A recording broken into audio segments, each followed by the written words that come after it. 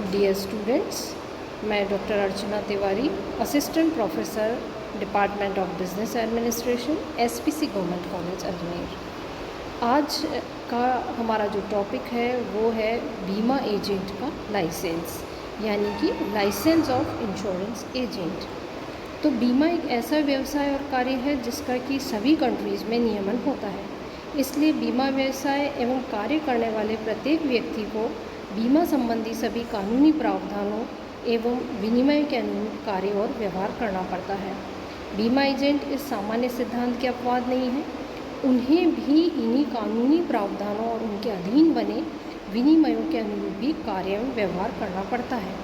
अतः कोई भी बीमा एजेंट बिना लाइसेंस प्राप्त किए बीमा व्यवसाय का आग्रह नहीं कर सकता और न ही वह बीमा व्यवसाय प्राप्त कर सकता है। तो आज जो हम टॉपिक पढ़ रहे हैं वो बीमा एजेंट का लाइसेंस है और इसमें रिलेटेड कौन कौन सी इम्पॉर्टेंट टर्मिनोलॉजी हो सकती है उसके बारे में हम डिस्कस करेंगे। तो बीमा एजेंट लाइसेंस विनिमय 2000 तथा विनिमय के साथ ही निगमीय बीमा एजेंट लाइसेंस विनिमय 2002 के अनुसार बीमा लाइसेंस से तात्पर्य लाइसेंस के उस प्रमाण पत्र से है जो इन विनिमयों के अधीन किसी बीमा एजेंट को जारी किए जाते हैं। यानी कि licence means a certificate of licence to act as an insurance agent issued under these regulations. तो इस प्रकार स्पष्ट है कि बीमा एजेंट का लाइसेंस एक प्रमाण पत्र है। यह बीमा एजेंट लाइसेंस का प्रमाण पत्र है। बीमा एजेंट लाइसेंस संबंधी विनिमय अधीन जारी किया जाता है और यह लाइसेंस बीमा एजेंट को बीमा एजेंट के रूप में कार्य करने का अधिकार भी प्रदान करता है। अब हम देखते हैं कि इससे रिलेटेड प्रमुख शब्दावली कौन कौन सी है। एक एक करके हम सारे पॉइंट्स लेते हैं। पहला है इसमें एकल एजेंट, इंडिविजुअल एजेंट। अब एकल एजेंट कौन सा है? जब किसी प्राकृतिक एकल व्यक्ति को बीमा एजेंट नियुक्त किया जाता है तो उसे एकल बीमा एजेंट कहते हैं। वह स्वयं कार्य करता है तथा उसे स्वयं को ही सभी योग्यताएं भी पूरी करनी पड़ती हैं। दूसरा आता है निगमीय या निगम एजेंट, कॉरपोरेट एजेंट। निगमीय बीमा एजेंट विनिमय 2002 के अनुसार निगमीय बीमा एजेंट वह व्यक्ति है जिसे खंड के में बताया गया है तथा जिसे निगमीय बीमा एजेंट के रूप में कार्य करने हेतु लाइसेंस प्रदान किया गया है। It means clause F of licensing of corporate agents regulation 2002। Third आता है हमारा व्यक्ति या पर्सन। अब व्यक्ति शब्द बहुत ही व्यापक शब्द है।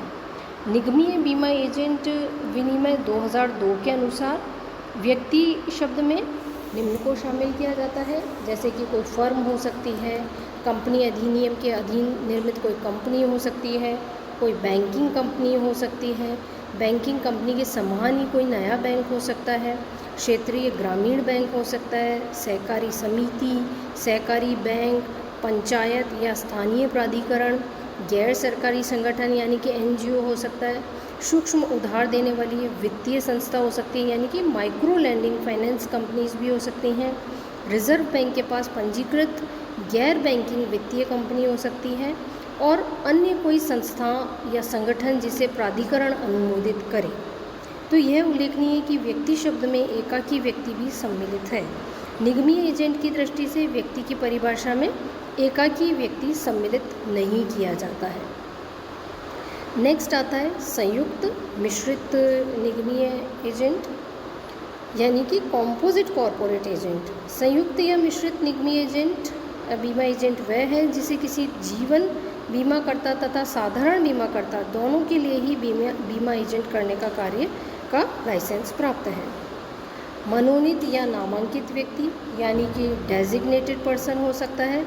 मनोनीत या नामांकित व्यक्ति किसी बीमाकर्ता का वह अधिकारी है जो सामान्यतः विपणन क्रियाओं का प्रभारी होता है और जिसे उस बीमाकर्ता द्वारा नामांकित व्यक्ति के रूप में मनोनीत किया गया है तथा उसे प्राधिकरण द्वारा निगमीय बीमा एजेंट विनिमय 2002 के विनिमयों के अधीन लाइसेंस जारी करने या उनका नवीनीकरण करने के लिए अधिकृत किया गया है।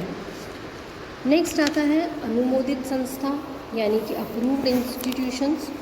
अनुमोदित संस्था से तात्पर्य किसी ऐसी संस्था से है जो शैक्षिक तथा प्रशिक्षण कार्यों जैसे कि विशेषकर बीमा विक्रय सेवा विपणन के कार्यों में संलग्न है तथा जिसे प्राधिकरण द्वारा मान्यता प्राप्त है।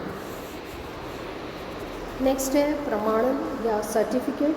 प्रमाणन वह प्रक्रिया है जिसके अधीन किसी निगमीय एजेंट के किसी ऐसे विनिर्दिष्ट व्यक्ति को जिसने कि व्यावहारिक प्रशिक्षण प्राप्त कर अपेक्षित परीक्षा प्राप्त कर ली है, तो ऐसा प्रमाण पत्र जारी किया जाता है जिसके अधीन उस व्यक्ति को अपने निगमीय एजेंट की ओर से बीमा व्यवसाय हेतु आग्रह करने तथा बीमा व्यवसाय प्राप्त करने का हक मिलता है। और लास्ट इसमें टर्म जो आती है वो आती है स्पेसिफाइड पर्सन, यानी कि विनिर्दिष्ट व्यक्ति।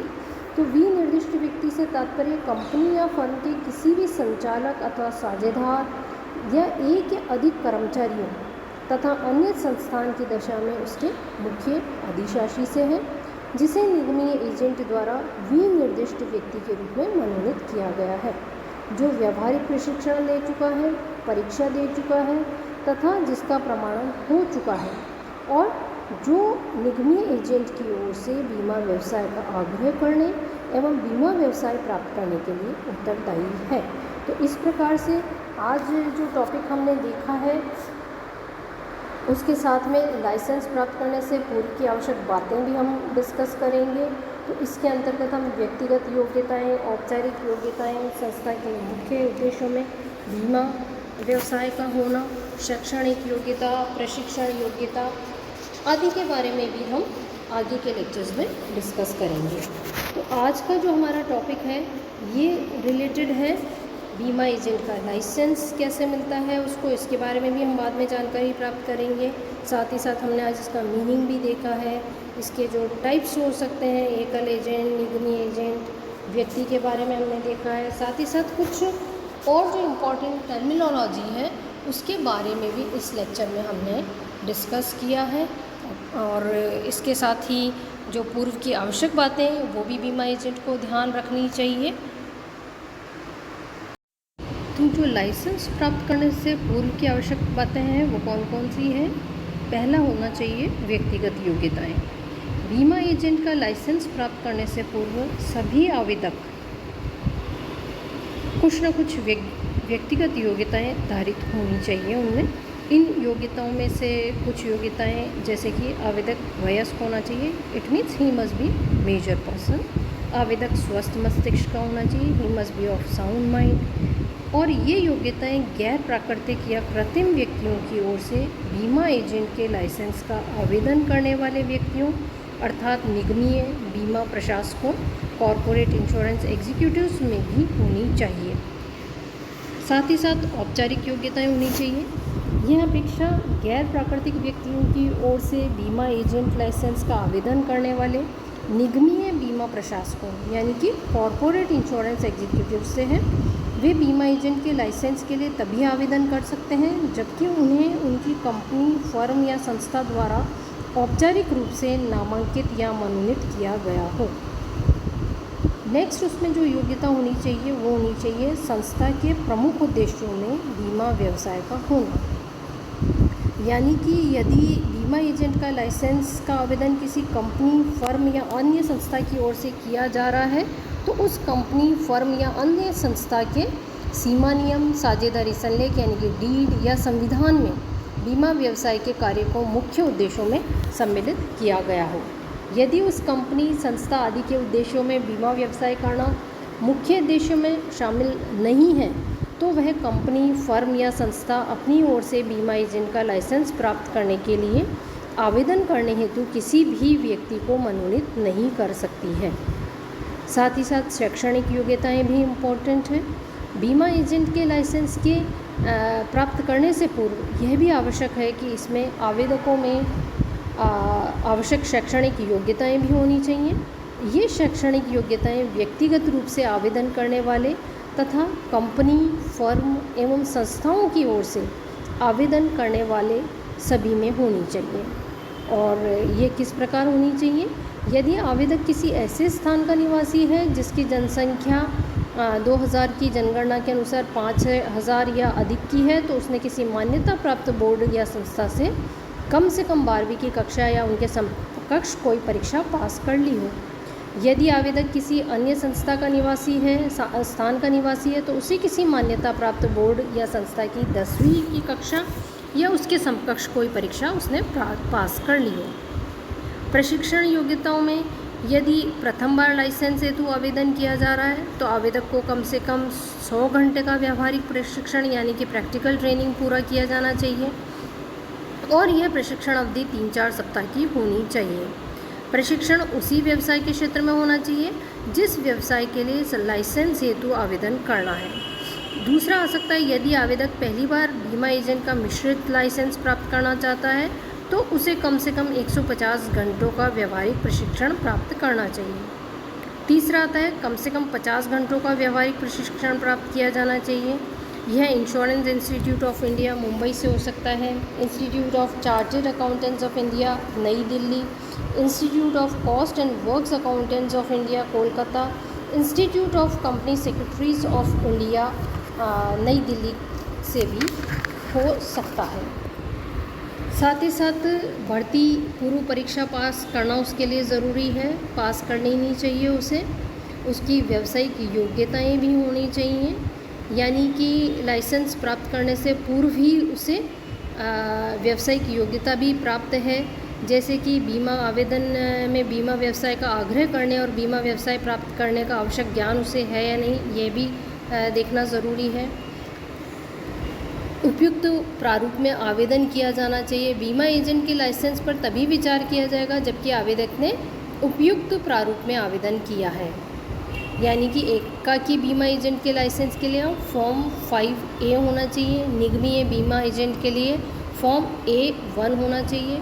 साथ ही साथ शुल्क का भुगतान भी किया होना चाहिए। आवेदन प्रस्तुत करने से पूर्व ही लाइसेंस शुल्क के भुगतान की समुचित व्यवस्था उसने की हुई होनी चाहिए और लाइसेंस प्रभावहीन होने से पूर्व नवीनीकरण का आवेदन भी उसके द्वारा किया हुआ होना चाहिए, जो कि लाइसेंस के प्रभावहीन होने की तिथि से कम 30 दिन पूर्व ही आवेदन उसका कर देना चाहिए।